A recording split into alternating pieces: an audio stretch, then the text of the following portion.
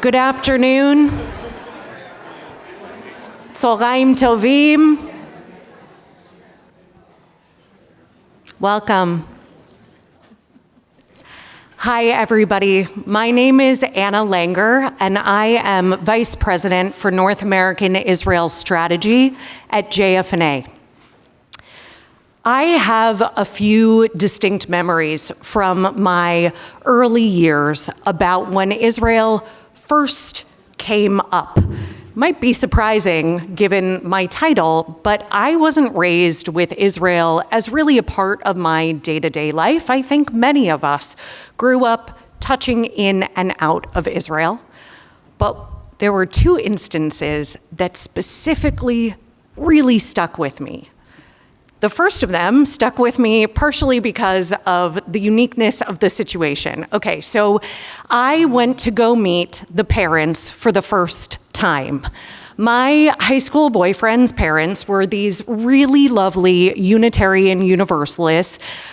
I grew up in hippie Southern California, and they thought that the nice way to engage their young son's girlfriend, who they knew to be Jewish, was to ask me my opinions about the Israeli-Palestinian conflict. So I think all of you can imagine that I, deer in headlights, but tried to cover it very, very well, mumbled something that I thought made me sound somewhat intelligent, and scimpered out of the room. Just a few years later, I showed up to college campus. I was so excited, brick and ivy, small liberal arts school of my dreams. And as my parents are walking me onto campus, in the middle of the quad, there was a tent city to recreate the Palestinian refugee crisis in 2004.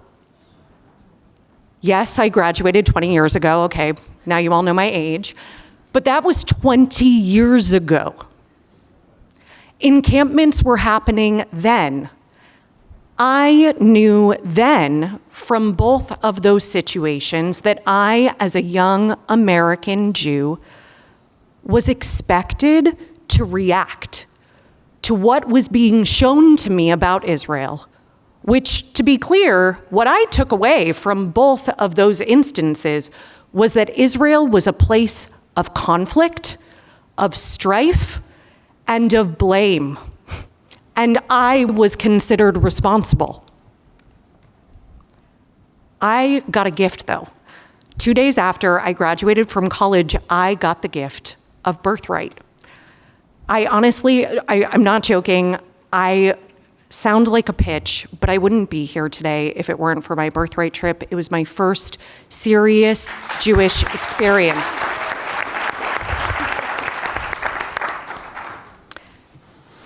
That opened up a whole world to me of Israel education and Jewish narrative around Israel that complexified, opened up the connections, the stories, the real people who were living there, rather than the tents and the slogans that I was being presented with otherwise.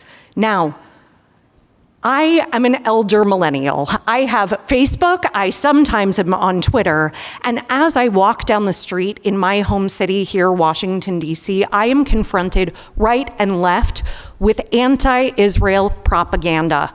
It's not pro-Palestinian. Believe me, I would love if it were pro-Palestinian. It is anti-Israel propaganda when I turn on my radio to listen to what used to be my safe space, my NPR morning show. When I open my Facebook, when I think about who I'm going to make plans with over the weekend, and I think about some of the friends who no longer want to talk to me because I chose to be an Israeli American Jew. If I were the same age today as I was when I first had that conversation in high school, that wouldn't have been my first significant Israel conversation. I would have needed to have them on the playground and with my teachers and with the kid who was taunting me, and maybe, hopefully, with my parents, with my educators at my JCCs, in my Hillels, at my local federations, in my synagogues, and with my Jewish friends. But everyone, I think you know, Israel is on the table today. This is the opportunity that we have now to move from being reactive to being proactive as a community. Israel is here, and it is bringing Jews into Jewish life because of anti-Zionist forms of anti-Semitism. So it's my pleasure to invite you into a conversation among some of the thought leaders who are thinking about what it looks like to move us into this next proactive phase of Jewish communities' engagement and education with Israel. I'm also just going to invite you, there are many beautiful and fascinating teachers in this room. You are all a part of this conversation as well. We have a panel of 3 incredible thought leaders who have been thinking about this topic for years and are picking up on just a moment of an ongoing conversation that they love to have between themselves and with others. And I'm also joined by 2 colleagues from the Federation system who are going to respond to some of the ideas, the concepts put forward by their peers today to situate this in the realities of our work, the tachlis of what it means to support and build Jewish communities today. So without further ado, our session today is moderated by David Breifman, CEO of the Jewish Education Project. He is joined by panelists, Dr. Rachel Fish, scholar warrior, I'm sorry, that's a mouthful, scholar warrior at Boundless Israel and Brandeis University, I'm out of order, Yehuda Kurtzer, president of the Shalom Hartman Institute, and Dr. Zohar Raviv, international vice president of education strategy at Birthright Israel and scholar in residence at the I-Center for Israel Education. My respondents from the Federation system are Hannah Grunberger, Managing Director of UJA Federation New York, and Adam Minsky, CEO at UJA Federation of Greater Toronto. I also just want to remind you, in naming Toronto, this is a North American conversation, not just an American conversation. All right. Without any further ado, our panelists.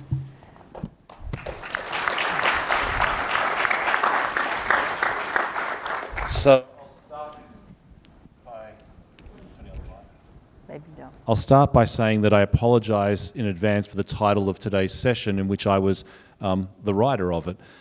And the reason why I apologize is because we can talk about being reactive to proactive when it comes to Jewish and Israel education, but not to acknowledge that Israel is still going through the midst of what happened on October 7th on a daily basis cannot be overstated. We keep in our minds that every day that we're talking about the next steps of what happens in Israel education and engagement, I just did that we're also talking about the fact that over 100 hostages are still not returned home, that our soldiers are fighting every day, and that innocent lives are being lost on a daily basis as well. But that's the overall context to which we have a conversation that after October 7th, everything changed. At least that's what Israelis tell me. Everything changed after October 7th. And the question that we're putting forward today is, if everything has changed in Israel, has everything also changed when it comes to Jewish and Israel engagement for us as well, living outside of Israel? I want to be very clear that when we're talking about Jewish education today and engagement, we're talking about it in its broadest terms, in the most broadest scope possible, multiple settings, multiple age groups. All of you will have an inroad into this conversation in very different ways. And I want to state that without being too hyperbolic or going into too much rhetoric, the stakes are really high. there are literally thousands and thousands and tens of thousands of people depending on us to come up with realities of how we engage people when it comes to Israel in this now post-October 7th world. It'll be a time and a moment for us to reflect on what we've done well, and also what our shortcomings have been, and also what this new reality requires us to do. And the conversation with today's panelists is really going to try and explore those three areas: the challenges, some of the bright spots, and some hopes for the future as well when it comes to Israel and Jewish education in this world in which we live. So I'm going to start by asking our panelists to reflect on the first question, which you'll see we don't all agree on. What are the key challenges that you see when we're facing Israel and Jewish education today in this post-October 7th world? I'll hand it first over to Zohar. Thank you very much, David. It's a pleasure and honor to be with all of you here today. I will start by saying that one of the challenges that we identify is the need that I find to be very pressing to make a very clear distinction in the Jewish world between what I call sight, S-I-G-H-T, and vision. For whereas the sights around us are still horrendous, as David has just mentioned, sights by definition elicit a reaction, which is tactical. You want to address the problem and fix it. Whereas a vision is not about a reaction, but about proaction, and it's not tactical, but it's strategic. So in other words, whereas sights elicit extinguishing fires, a vision requires planting trees. And we're in the business of planting trees, not only extinguishing fires. And in that respect of this distinction between sight and vision, which should affect every element of our approach to Jewish and Israel education, one of the great challenges that I see is the persistent disparity between the multidimensional and complex reality of Israel and the single-dimensional and very myopic perception of Israel. In other words, the landscape of solid Jewish and Israel education lies exactly at the gap between reality and perception, where our mandate is to bridge and mitigate that gap in order to allow people to understand that they cannot, should not, and must not rely on what I've already called junk food for thought served on a cheap plate colored only black and white, that is served to them on social media and other outlets that rely on their willed idiocy. In that respect, I believe that we must recontextualize the story of Israel. We must recontextualize the story of our own people. And I'm going to do it very, very briefly. And we need to do it in a manner that reclaims our authority over our own story. So for example, when I talk about Israel, we need to understand that Israel must be viewed from a historical perspective, and I'll give 5 points very briefly. Israel, for example, is an imagined land, which corresponds with the people of Israel leaving Egypt and only imagining Israel without having seen it. That's imagined landscape. Israel is a covenantal landscape that starts at the end of the Torah with the settlements of Israel by the tribes. A covenantal landscape is not something to be taken lightly. It is a land that is commanded to keep the Sabbath. It is a land whose fruit of the tree has a foreskin. It is a land who participates actively in tzedakah through leket peah shichecha. It is a land that warranted its own Talmud because it is so unique in our story. That's the second land. Then we have Israel as a remembered land for the exiled and post-exilic generations. Then we have Israel in 1948 as a relived land. And now we are all joining together with Israel as an envisioned land. And where do we want to see its envisioned trajectory? That's a context that must be reintroduced. And by the way, from the first to the fifth land, we're talking about Zionism. Zionism did not start with Herzl. The Zionist movement started with Herzl. Zionism started with Abraham and Sarah. Lech Lecha is a Zionist statement. When Ezra and Nehemiah returned from their exile, they call it Shivat Zion. They're Zionist. Moses, whom I always jokingly say was the worst tour guide in Jewish history, was a Zionist. He was walking in a particular direction under a particular directive. Rabbi Yehuda Levi was a Zionist. My heart is in the west, and I'm in the east, and I'm in the farthest reaches. When you break a glass under the chuppah, it's a Zionist act. When you build a synagogue facing Jerusalem, that's Zionist architecture. Zionism is embedded into our mindsets, into our psyche, into our collective memory, and should be treated as such. And we have allowed Zionism to be robbed from its appropriate context, just as we have allowed the state of Israel to be robbed of its appropriate context. And the last point,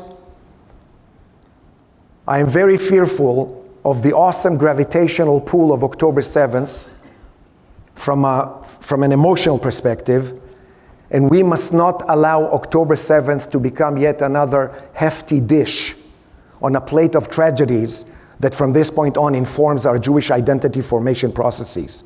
I was a Jew on October 6th, and I remained a Jew on October 7th. I'm a Jew despite of October 7th, not because of October 7th.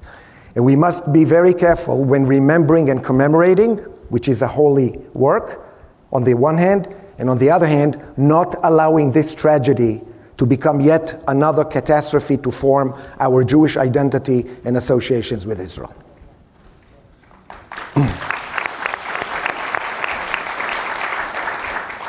Yehuda, the challenges that you see. Great, thank you for having me. It's good to be on this panel and good to be in a room with a lot of colleagues and friends and cousins. Cousins. The good news, bad news about the challenge facing the Jewish people today around Jewish education, Israel education, is that like most of the most interesting and important Jewish questions, our people has actually confronted versions of this before. This is not a problem to be solved, but a kind of ongoing challenge that the Jewish people have, which is how do you continue to update a tradition and a set of ideas and commitments in our people in light of continually evolving realities. It almost feels as though we are challenged to both inherit the past into the future and to keep something intact about it, because that past and how we understand it shapes who we are in the world, but to do that in constant dynamic relationship to real-time issues which challenge the very integrity and legitimacy of this stuff that we're carrying from the past. In the early 20th century, one of the examples I look to is the German Jewish thinker Franz Rosenzweig was confronting the fundamental difficulty of modernity, which is assimilation, making it really impossible for Jews to continue to understand and relate to and be in relationship to Judaism in a way that honored their ancestors while making them modern people. And in his response of what the Jewish people needed out of Jewish education then, he used one word, which I think about all the time, and it's the word confidence. The readiness to confront the challenges of the day and the belief that our people have the ideas, the wellspring from which we draw our commitment, and the intellectual sophistication to bridge between past and present. Confidence, that was the word he went to. And to me, the challenge facing Jewish education in relationship to Israel and Israel education more specifically is basically a crisis of confidence. As one illustration, in many classrooms in Jewish life, there are a whole bunch of topics in Judaism that even a poorly trained Jewish educator knows that they can get to a place of success merely by cultivating an environment in which multiple opinions can take place at the same time, where if you get to students, every Hebrew school teacher knows this, if you get your students arguing about something, passionate enough about their beliefs that they're arguing about something, you can call it a day.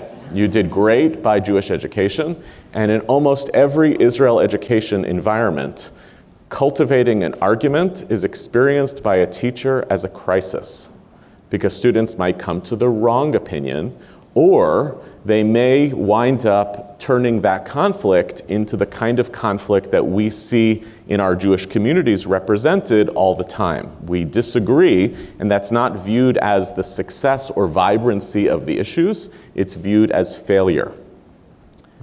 The other thing that's oftentimes experienced by our educators as failure is when students stump them with hard questions, which again, if you teach Bible, student asks you a question you never thought about, you think you are the greatest teacher in the world. You say, let me go do homework about it, because you're modeling your own curiosity about this material, whereas in Israel education, if we don't get it right with our students, then somehow they're going to leave our classrooms and go straight to the encampments. Though that journey is not honest and it's not real, especially because many Jewish students who are actively involved in anti-Israel activity are our most well-educated students.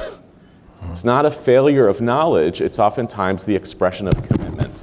If our community wants to cultivate a deep and passionate relationship with Israel that keeps our students engaged with Israel, our educators and our community has to have confidence that the things that we believe in are complicated and sophisticated, but they also reflect serious commitments.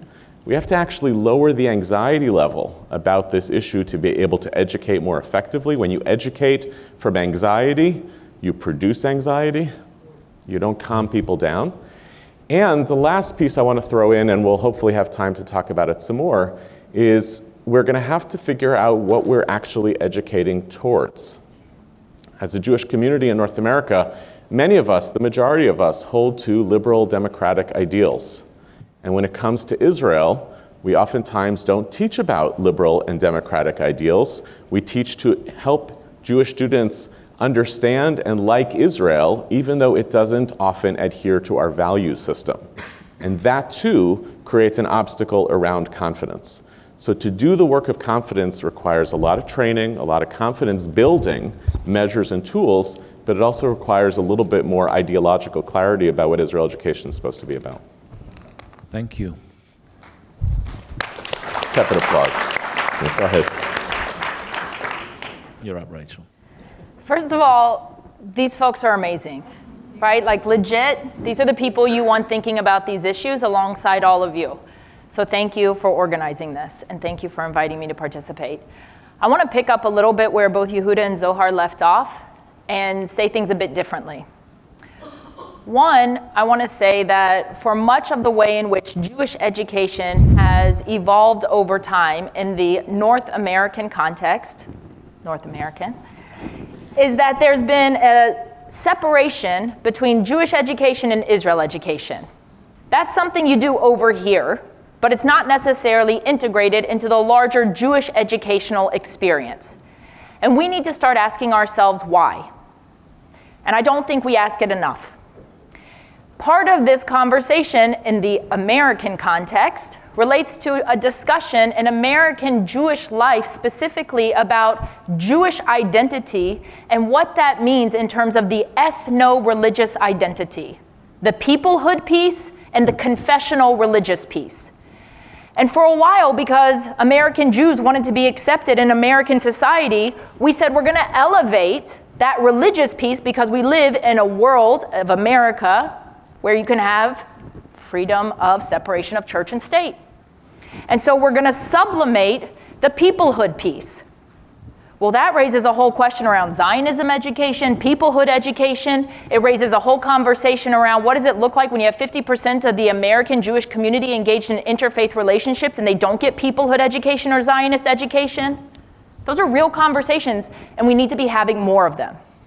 That's piece one for me. Piece two, I'll say it a bit differently around Franz Rosenzweig, universalism and particularism. In my mind, which I'm not saying is accurate, it's pretty warped, to be honest, but in my mind, you need to have a healthy tension between universalism and particularism. It should be like a tightrope. When it's not, you have an imbalance. In the context of American Jewish life, there has, for a very long time, been an elevation of universalism at the expense of particularism. What does that mean? It means we raised a generation of American Jews who are tikkunistas. Right? That's a problem. Now, I'm not saying we shouldn't care about universalism. 100%. We live in a world of modernity. We should care about universalism. But what does it mean for your particularism? That absolutely matters in this equation of particularism and universalism. And it matters in terms of Israel. And it matters in terms of the Zionism education that enters also into this equation. Now let's talk about all of the hard work that many of you do every day around teaching. We are living in a world, not started on October 8th, but has been building for quite a while, in which critical thinking and the skills needed in order to be a critical thinker have fallen by the wayside. Now, you may see that applied clearly around certain Jewish learning, Jewish history, but critical thinking around Israel, God forbid. For real. And then you have teachers, and it's not just confidence, and confidence is 100% a piece of this, but they don't have the historical context. They don't have the content. And it's not just about Israel, it's about Palestinians too. Because guess what? They're right next to each other. And it's also the geopolitics of the region. Now, I don't expect them to be a scholar in the field of Israel studies. That's my job. But I do expect them to have a set of tools in their toolkit to be able to walk into that room with confidence to say, I don't know, and let's go learn. Not, I don't know, and don't ask that question. There's a difference. Now, that also means that all of the parents those kids come home to, they too don't know the answers. And not only do they not know the answers, they don't have the vocabulary to engage in the conversation because they outsourced it to all of you unfairly. But that's what they did. So now we have a situation in which the parents don't know how to talk about it, and then it's compounded by now, yes, you can teach about Israel distinctly, as many of us know how to do, but now you also have to teach about where Israel intersects with anti-Semitism, because it does. And that's very hard if you don't understand contemporary expressions of Jew hatred in the 21st century. So all of these pieces are intersecting. They are serious challenges at multiple levels of education, of the ways in which we educate educators, of the way in which family units engage in all of this work. And we have to think much more thoughtfully and deeply about where we go in order to be able to actually put forth interventions. I sit on the edge of my chair. I can't help it. So one of the things that we really wanted to do when constructing this conversation was to ensure that the conversations that often take place inside small rooms also expand to much bigger sectors of the population. And as you'll see, some of us like to think about these things all day, and some of us in this room also have to put some plans into action to actually bring these to fruition in the communities in which you live. And we're trying here to showcase for you what it's like when the federation system, people involved in the federation world, come into conversation with some of the thought leaders in this particular conversation for the greater good of the community. So I'm going to ask Hannah to respond first on what you see as the challenges in responding to these three panelists. First of all, I just want to say how lucky I feel to be in conversation with you guys. Not just today, but often, because we often think about all of these kinds of things together. And when we were preparing for the panel, what really struck me is the role that federations have to play at this moment. And that is through our leadership, through our lay leadership, through our professional leadership. We can't shy away from the kinds of topics that my colleagues here are speaking about. And sometimes it is really tempting. It is really tempting to other the kids who are in the encampments and they haven't had the right this or that, or we haven't given them this or that. And the reality is that we all need to do less hand-wringing and more learning. If I could ask each of us to commit to leaving here and to learn a little bit more about one of the concepts that was shared here. And it's so easy today. I mean, you can pick any podcast, you can pick any article, but to really understand what our younger people are struggling with and what they're feeling, and not for the point of validation, but for the point of leadership, of knowing what is needed in terms of the next steps of education. Internally at UJA, our leadership has committed to really doing a deep dive this year into the various developments in Israel education. And it doesn't mean talking over each other, and it doesn't mean wringing our hands. It means really understanding what the dichotomies of universalism and particularism might be, of what it means to give younger kids confidence in these contexts, of the fact that lots of kids need lots of different things. And we can't say things like, supplemental school, blah, blah, blah. it's just, we don't have that privilege. We have the responsibility as the Federation to be the convener of all different kinds of leaders and to activate all of you as ambassadors for the different nuances that need to get out there and need to be told. We have thought leaders, we have Federation professionals, and we have Federation lay leaders, and we have to work together to make sure that we're doing everything that we can to capitalize on this moment and to bring Israel education forward.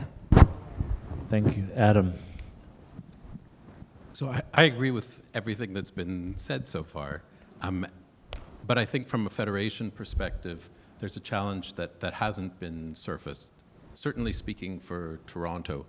When I look at the organizational landscape in Toronto, we are not well set up for a post-October 7th reality. You know, you have an Israel education group, you have Jewish education, and you have advocacy.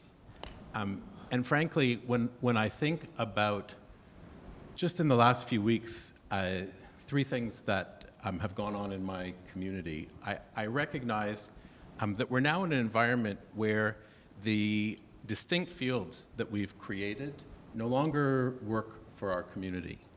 You know, I'll give you an example. Actually, I'll give you 3 examples. The first is, I had a conversation 2 weeks ago with participants who had been on a Masa teaching fellowship and Onward Israel programs that were career-based. Amazing, pre-October 7th, incredible Israel education opportunities. And yet all of them were talking to me about having come back to Toronto thinking that they had built their CV, only to discover that having worked in Israel or done an internship in Israel had all of a sudden become a liability.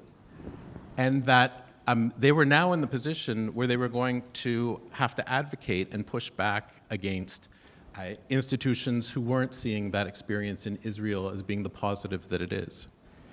Similarly, our largest Jewish high school, Tannenbaum Chat, a school of 1,400 students, took its students to Israel over winter break. And we were so proud as a community that they took that decision. And yet they came back to be welcomed that in the left-wing media, the students and the school were accused of going on a trip to celebrate genocide. And then the school subsequently received bomb scares. So here's what starts as a Jewish education initiative, becomes an Israel education initiative, and now the whole piece about advocacy comes into question. And it's not just in the education sphere. I, a few weeks ago, met with a group of women who had gone to the Toronto Rape Crisis Center, only to see it posting hateful things about Israel and no longer felt safe and had to find a home in the Jewish community. And so when you're operating in an environment where the state is failing to properly uphold the protections of Jewish citizens, and it's important that we have Israel education, and it's important that we have Jewish education, we need to think about how we can bring these things together so that our educators have the fluency they need to understand the differences between these 3 different areas, but that they can help their students, their parents, to understand the differences and how to use each one at the appropriate moment.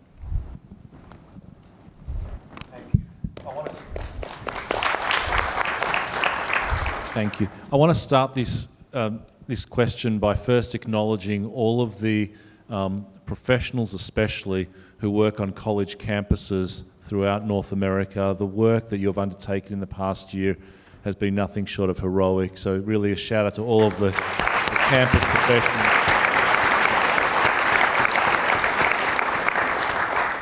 And with that as the backdrop, I want to ask Yehuda to reflect on the college campus experience for Jewish students today.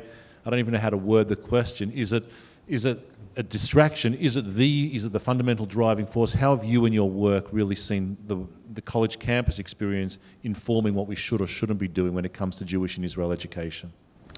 So I want to respond to that by actually responding to your comments, Adam, because I think they surface the kind of ecosystem problem. What you were describing as an ecosystem problem, but it's a little bit of a trap, because what, for instance, a federation or a community or even college campus Jewish leadership needs to do to respond to one particular set of threats cannot wind up cannibalizing what is at the same time a really important priority around, for instance, education that cannot be subservient to that problem. Meaning, if the Jewish community has to invest a lot of resources right now in securing Jewish institutions, in advocacy on college campuses for the protections of Jewish students, in a whole variety of different pieces, it cannot then say, well, either I don't have time to do a version of Jewish and Israel education that is not encompassed by those concerns, and in fact, might actually make the people working on this issue quite uncomfortable with the methods and modes it has to use in order to engage that question. I just came from a weekend with 330 teenagers at the Hartman Teen Fellows. It was an incredibly powerful Shabbat of kids from across North America. And in the span of an hour, I had one conversation with a teen who said to me, I'm one of 2,300 students in a public school in Ottawa, and I can't get a single Jewish student to come to Jewish student activities since October 7th. They are scared to put the room number on the signs in the school, lest they be protested for doing something to celebrate, I don't know, Sukkot. Everything has been encoded with Israel.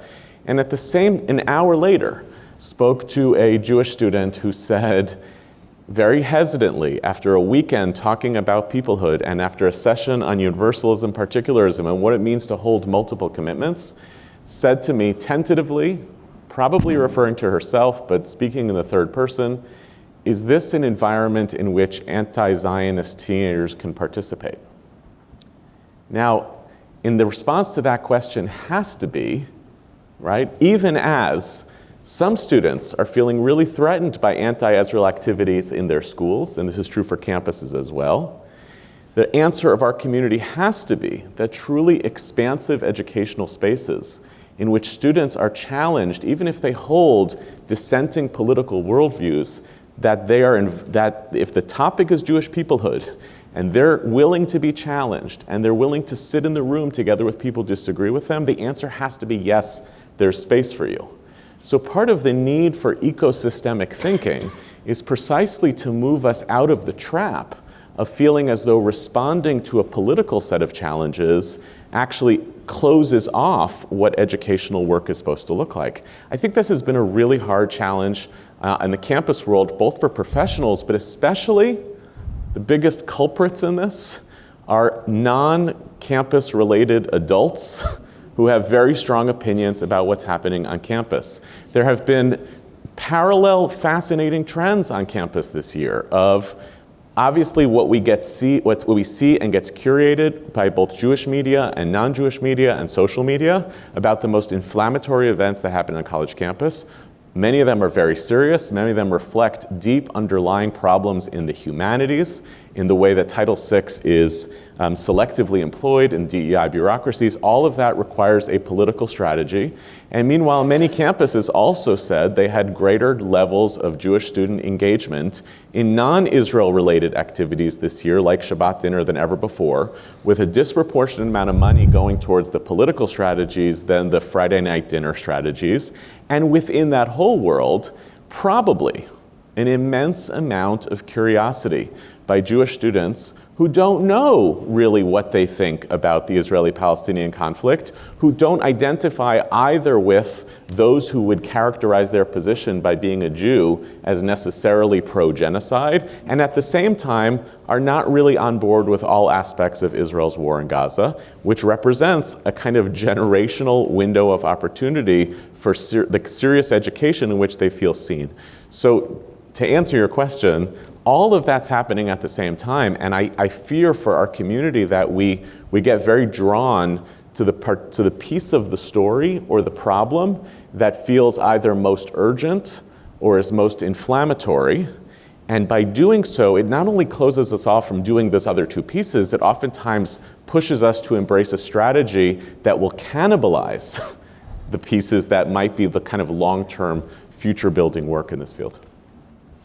Thank you. So, all right. Rachel's going to answer. Rachel's going to respond to this because I think she can. But the question I was going to ask, which now seems redundant, is A purpose of Israel and Jewish education has often been said to create a generation of young people who are able to fight and defend for Israel when they get to college campus. I want to ask Rachel, who's done a lot of work as a scholar warrior, that's W-A-R-R-I-O-R, not warrior, how she responds to the question of Israel education I was like, what are you talking about? and advocacy in today's world.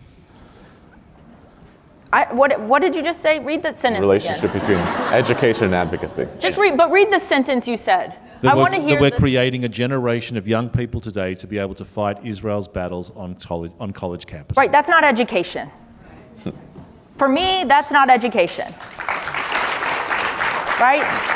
That is advocacy. Now, if you want to go do advocacy, bavakasha, but if you do advocacy before education, I think you are skipping a major step. A major step. I don't go tell my kids to go advocate for something when they don't know what the hell they're talking about. Right? Like, that's a problem. So I think you have to have a foundational set of knowledge that needs to hold multiple perspectives, that needs to be able to deal with complexity, that doesn't approach things with these dichotomous binaries. Right? Len Sachs recently from Brandeis University at the Cohen Center did research about college students writ large. And the generation of college students, not your generation, Anna, are coming onto campus with dichotomous binaries. That's how they see the world. Oppressor, oppressed. Black, white. Good, evil. So the question is A, way before they ever walk onto a campus quad, how do you get them to think and hold complexity, which is what you're doing, for example, with the students you just talked about. But if they don't engage with that, if they don't have that opportunity, all the more so it presents a challenge.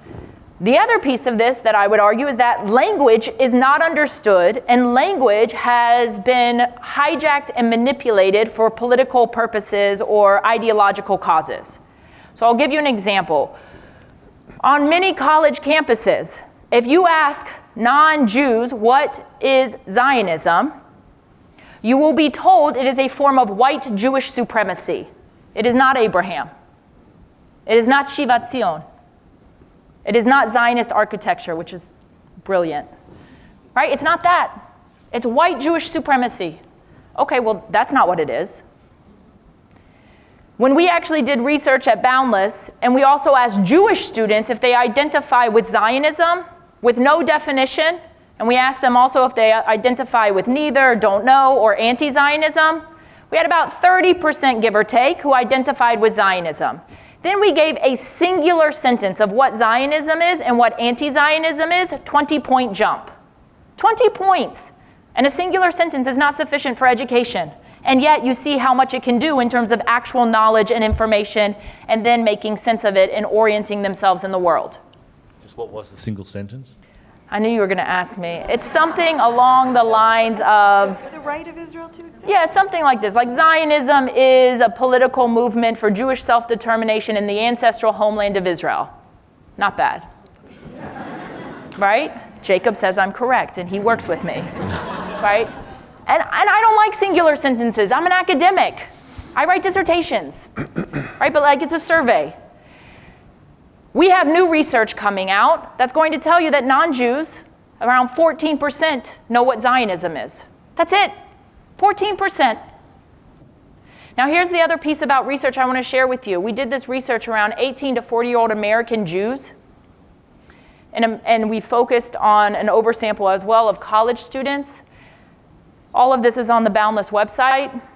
When we see from 18 to 40-year-old American Jews that they want to be able to say and hold on to that Israel is a Jewish state that has a right to exist. We also hear them say that there is a Palestinian movement for self-determination that has a right. These are not mutually exclusive. So how do we talk about that? Right? These are the things we have to think about, and advocacy is not going to give you the answer. And here's the other thing about advocacy. Advocacy says the following. Here are your talking points. Respond, respond to the following accusation. And here's the thing. When students turn over the page from the talking points, guess what? It's blank. They have nothing to say. They don't have the vision. So therefore, they need the language the experience, the education, the opportunity to lean in with curiosity. They need teachers who model how to handle difference and not assume you just have to come to a point of consensus. I will say one other thing, which is that for so many younger American Jews, we are seeing that they hold real discomfort with the idea of Israel being a Jewish and democratic state. They think they are anachronistic, and this goes to that conversation about liberal values. Because sometimes, maybe it's liberal values, but sometimes you're transposing an American lens of liberalism onto a place that's not America. Right? So we've got to figure out how to grapple with all of this and not feel as if it then puts us in a position of responding and being reactive. And I am not saying, and I want to be very clear for anyone who does advocacy work in here, that you shouldn't do advocacy work. But the advocacy work cannot be the prerequisite to education. Fair. Yeah. I'm just going to throw out my questions. Zohar, whatever you want to talk about. No. Look, the question was going to be, and you'll do a way of interweaving it, I'm sure.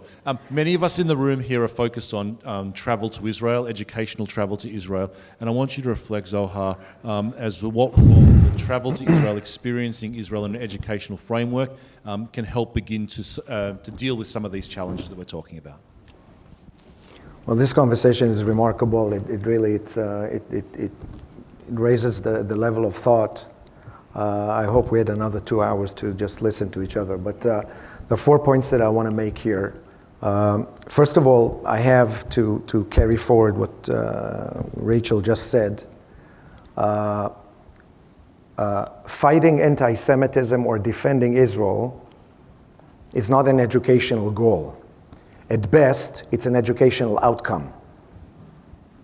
The goal is instilling Jewish identity and love of Israel that is based on the inner mechanisms of Jewish life, rather than a reaction to external threats to Jewish living.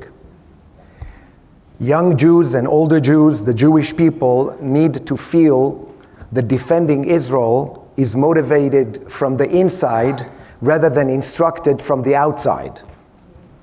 Otherwise, it's manipulation, it's not education. That's number one.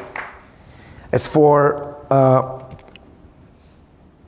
and Yuda touched upon it a little bit, I firmly believe that the overwhelming majority of our young adults worldwide, in North America and other parts of the civilized world, if we can call it such, are what I identify as a silent majority that feels increasingly as a silenced minority. And when a silent majority feels as a silenced minority, it opens a void for dangerous things to happen. We know this from history. So there are two things we need to do here on a strategic level, and both my esteemed colleagues here touched upon it. One of them is, how do we raise the awareness of our majority, that they are the majority, and you'll be amazed at how many of them don't realize that. Because there is an inverse relationship between the number of those who make the noise and the amount of noise that they make. And second, how do we transform this silent majority to a vocal majority? And in order to do that, I believe that Israel experience should never be separate from Israel studies. That's number one. In other words, any trajectory of Israel education should at least aspire to culminate in an Israel experience. And in order to do that, and again, I'm returning to Yuda's use of Rosenzweig's confidence, we need to cultivate a generation of educators who are conceptually and culturally bilingual. North American educators who truly have a deeper understanding of Israel, and Israeli educators who have a deeper understanding and appreciation for the vitality, complexity, and immense challenges and assets of the North American Jewish contingency. Yep. And if we do that, there are a number of things about Israel that may come to surface, and I would bring them very, very briefly. Number one is that Israel is the Jewish homeland, irrespective of the land which is your home. And that these two concepts don't conflict with one another. Live wherever you want, be happy, prosper, be resilient, be confident, we'll still say L'Shana Haba B'Yerushalayim and not L'Shana Haba in Washington, D.C. And I'm not saying it in jest, I'm serious. Israel is our homeland, irrespective of the land which is our home.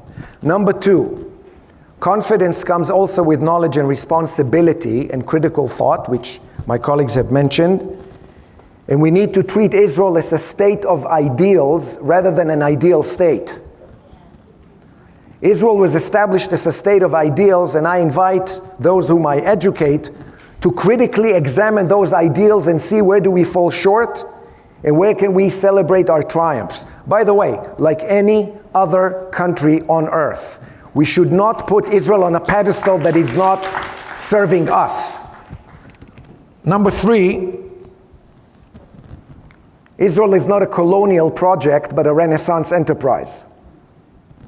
And that's the context I was talking about before when I was talking understanding Zionism and understanding that no serious discussion about the state of Israel can ever take place without first and foremost understanding the place of the land of Israel in our collective consciousness and narrative, irrespective of one's religious affiliation.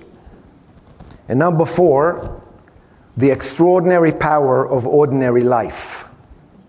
We should avoid in our Israel educational methods and offerings to kind of have the tendency of orbiting around the exceptional in Israel, the Masadas, the Western Walls, and the Yad Vashems of Israel. As a matter of fact, ordinary life in Israel, the fact that Israel, lo and behold, is a normal country, where Jews don't wake up every morning and asking what is the envisioned trajectory of Zionism today, that has a venue of open discussion about Israel, which can make it not only accessible but relevant for a host of young adults. And the same goes for Israelis who may have for the first time in their lives understand the incredible potential, vitality, and contribution of North American Jewry to their own lives and identity as Jews. And for many of them, for the first time in their lives, to understand that Jews in the diaspora are not only a deep Jewish pocket and a warm Jewish heart, but actually a living, thriving identity and entity that has something meaningful to say about their own lives as Israelis. All right, let's turn to be a bit, I don't know, prescriptive, if you, so to speak, and let's ask each of the people on the panel to reflect or to share with us some words of wisdom about what they see as a potential path forward or multiple paths, time permitting, for the future of Israel Jewish education. Yehuda, I'll get you to kick us off. Listen, I feel very deeply that October 7th was one piece of a kind of volcanic moment in Jewish history that we're in. It's the most significant, obviously, but there are so many really powerful trends that have been building for a long time. I'll just quote a different German Jewish thinker, Gershom Scholem, who said in the 60s that there are moments in history that can best be described as plastic hours, when conditions are ripe that leadership and key decisions can change the course of history. He was writing it in something of a lament about Israel's decisions post-1967. It was a plastic hour. And I would characterize the moment we're in as that. There have been so many tectonic shifts in the Jewish institutional landscape over the last couple of decades around Jewish identity. The October 7th in and of itself was a plastic hour around Israel's future. The democracy protests in Israel were part of that story. What we've seen in the reaction and response to Israel here over the past year and the shifts in anti-Semitism suggests that there is a window of opportunity and a moment in history that needs to be taken advantage of. And as a result, I have less and less patience for, even though I believe in this in general, really long arc projects that will eventually figure things out by committee. I think this is a really important moment for some radical experimentation. I want that to look like, to me, that is both an ideological project. The vast majority of North American Jews are liberal Jews, and they are not changing from being liberal Jews, despite what many pundits predicted, for instance, in advance of last week's elections. American Jews are still liberal Jews. They're going to need to find a way not just to understand Israel as being something different than themselves, they're going to need to see a pathway towards the building of a liberal Jewish democratic Israel. So the ideological project is to recognize that the fight for liberal democracy is global. It's in a valley, but it's global. And to build much deeper ideological kinship between how we talk about liberal Zionism in the North American Jewish community and how we foster the advancement of those ideas in Israeli society, and then enable people to feel that they are part of a big enterprise and a shared project. So I think serious investment in the ideological story that we want to tell about what moment in Jewish history we're in and how to advance it is one. And the second is there are bright spots in Jewish and Israel education. There is no reason not to simply lean into those bright spots and invest in them. There's a temptation, and a serious one, of reinventing the whole field.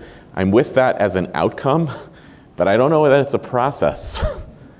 Right? What are the things that are working? Where are teens and college students getting excited about complexity not as an end goal, but as a tool for the building of their own identities? Because we don't want them to end with complexity. We want to end them with commitment that's rooted in complexity. So let's find the bright spots and invest like hell in them. Where are the places what are the things that people are listening to that make them feel strong and passionate about Israel and their Judaism? And how do we lean into those? And that takes away some of the anxiety around what's the next big solution. It's more like swelling the places where things are actually working and using that with a kind of appreciative inquiry about the work to do something bigger. I know I'm out of time, so one last thing. My colleague, Rabbi Joanna Samuels, says about liberal Judaism in North America that we over-index on complexity, we under-index on joy. I'm not saying that those are actually completely competing ideas, but they actually travel together. Complex spaces can also be joyful places in ways that promote belonging and make people excited to be part of them, as opposed to leaving us all angsty and worried. Zohar. I will focus on one thing, which I've been thinking about for quite some time, even before October 7th.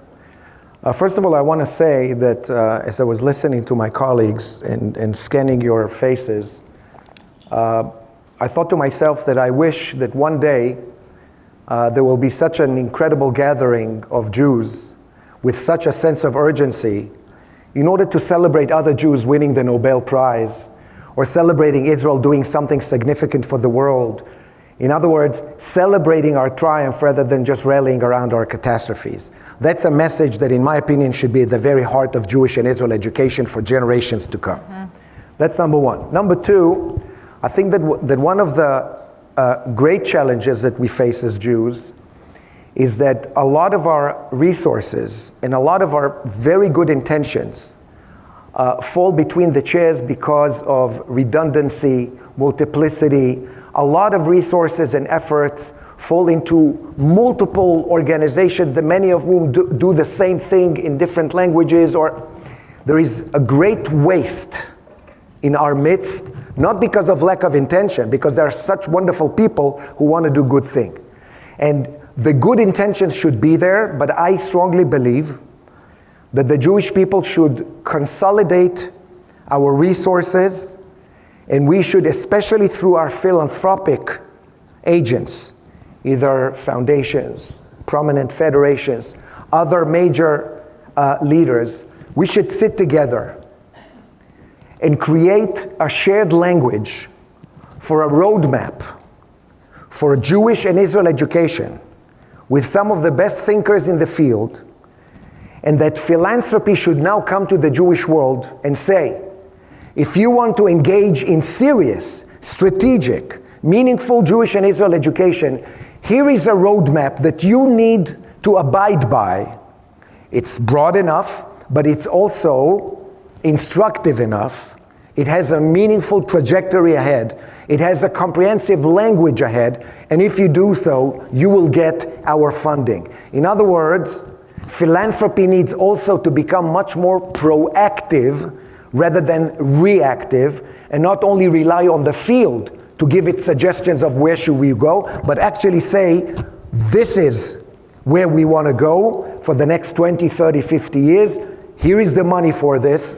I strongly believe that if we go in this direction, the world of Jewish and Israel education will become much more consolidated, and we'll have a much better shared language in attacking the challenges that we face today, and obviously will face for many years to come.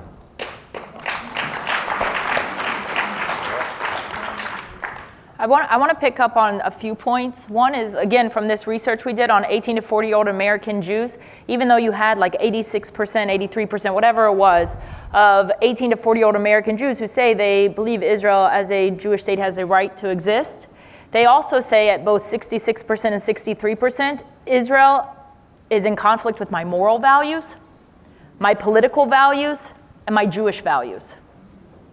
That's very real. Yep. Right? That is a very real reality where you have people who say, I'm connected to this place, I care about this place, and yet this place, maybe because they want it to be an ideal state, right? They're struggling.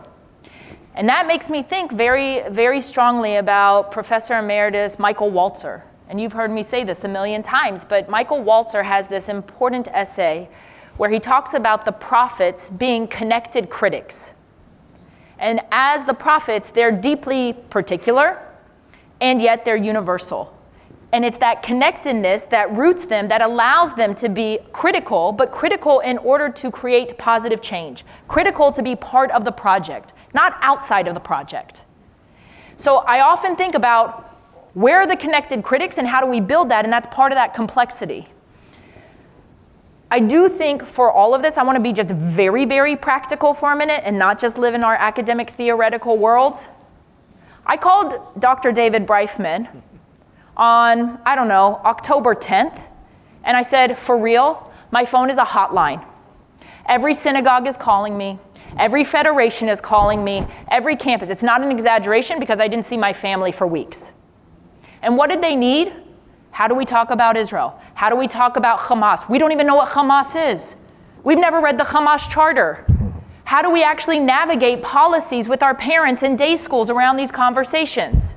And I said to David, like, we've got to figure this out because we can't do it by ourselves, right? Our phones can't be the only hotline.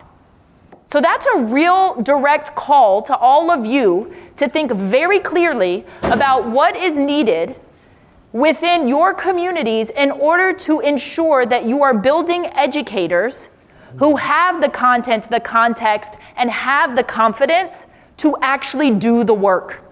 We'll help you. We're always here for you, but we can't do it for you. And that is a very real reality in terms of the challenges we face. And it's not going away. And it can't just be in a post-October 7th world because there's always something else. And that something else can't be built on crisis Zionism. That is not sticky and substantive enough.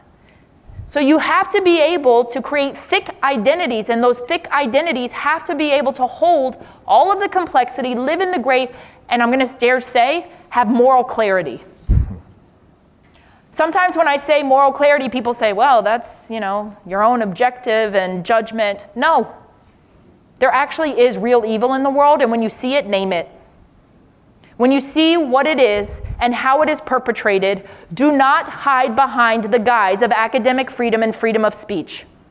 Call it out for what it is.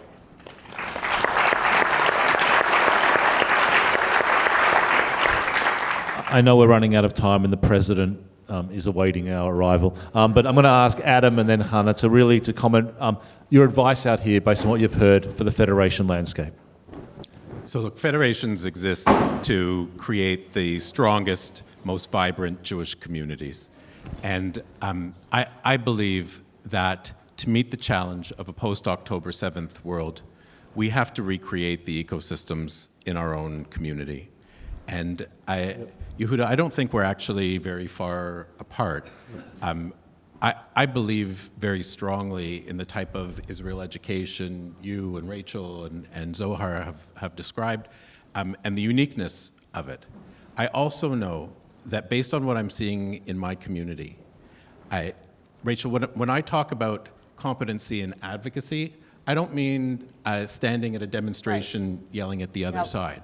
I'm talking about Yehuda's example in Ottawa of a student who feels terrified in their Jewish school, or in their public school, rather, or any of the other examples that I gave. Unless we can, as educators, be able to help people with the very real hate that they're facing right now in their communities, that's the great urgency. That's what's going to bring them into your world. I would much rather create an ecosystem that brings Israel education, Jewish education, and that kind of being able to advocate for yourself into one ecosystem. Also for the reason, Yehuda, you touched on it. Right now we're in an environment where resources are much easier to come by in the countering hate priority. If we are able to bring it all together, we can do what Zohar's describing, which is to really develop a plan of how these different initiatives work together in support of building the strongest possible communities that we need. If we don't, I really worry that young people who are facing very difficult situations, and not just young people in our community, are not going to turn to us in the way that we want them to in order to help provide the answers that they need. Okay, 3 things to bring us home. The first thing that we have to do as a federation system and as funders is to model our own willingness to engage in complexity. And when it scares us, we have to act as if it doesn't scare us because we're the grown-ups. 2, we have to embrace the fact that we're leading right now with clear mixed messages. What do I mean by that? It's kind of like parenting adolescents. We have to fund and continue to fund our core apparatus, like Birthright, right? Like Onward. And we have to acknowledge that not every kid is going to find their place in Birthright. Not every kid. Some kids will only go with their fellow environmental warriors. Some kids will only go with those people with whom they feel they have a lot in common, and we have to make sure as funders that we have those opportunities as well. And finally, we all do incredible investing and work in Israel. One of the most horrifying aspects of October 7th for me personally, and there were many, is that so much of the death and destruction was in the South, in the most peace-loving communities. We have allies and partners in Israel who are doing extraordinary work, and when we link that to the opportunities that we give our young people, right? And we've worked very closely to link our grantees to our New Yorkers who go on Onward so they can learn about those Israelis that are working to build shared society, that are working to advocate for religious pluralism. We have resources in Israel that can help us to elevate the complexity. Those 3 things is what we have to do.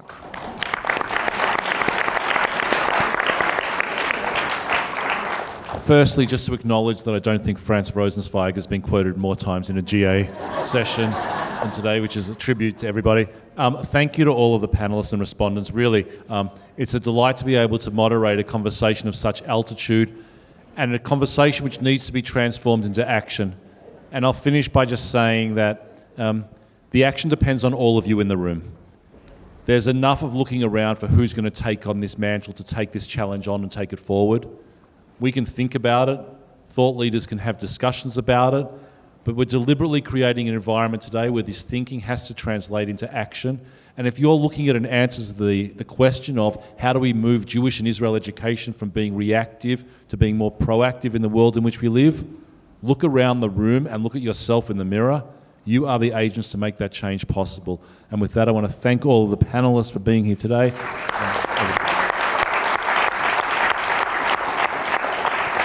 Hi, everyone. Thank you so much. I'm going to ask for your attention for just one more second. I promise you're going to get into the presidential plenary. First, can I have just a serious round of applause?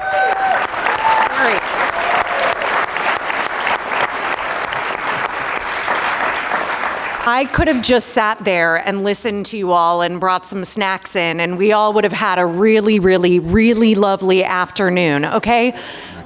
But I took away 2 things in particular from this conversation. Yeah. These panelists gave us the gift of modeling two distinct things.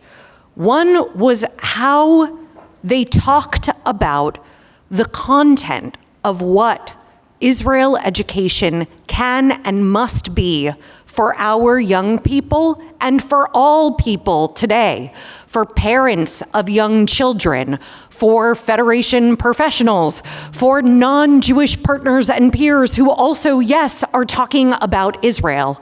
They talked about what we talk about, but they also modeled a way of talking to each other that candidly, I just don't think is that common. They didn't agree with everything each other said, but they built off of the nuances of their differences, and they found a way to say, I respect where you're coming from, and you can own that because I stand strong over here. So what I want to empower you to do is to take home both aspects of this. That's the work that David Breifman is talking about. The work is both the content of Israel education, but it's also just sitting down and starting a conversation, a serious conversation with your other thought partners. You all know the person in your phone who you want to reach out to have this conversation as a follow-up. And you know what? I'm pretty excited to have those conversations too. So it's my privilege and my pleasure to be here at JFNA. I look forward to learning with you and from you about how this is coming up in your work. The last thing that I want to say to you is don't let the perfect be the enemy of the good. I know that the risks seem really, really big right now. The stakes are really, really high. But what I know more than anything is that if we don't try, it will be very hard for us to look back on this moment in history and stand with dignity and with honor and with all of the resilience that our Israeli partners and peers are standing up for every day. So let's go do it. Let's do it biyachad. Toda.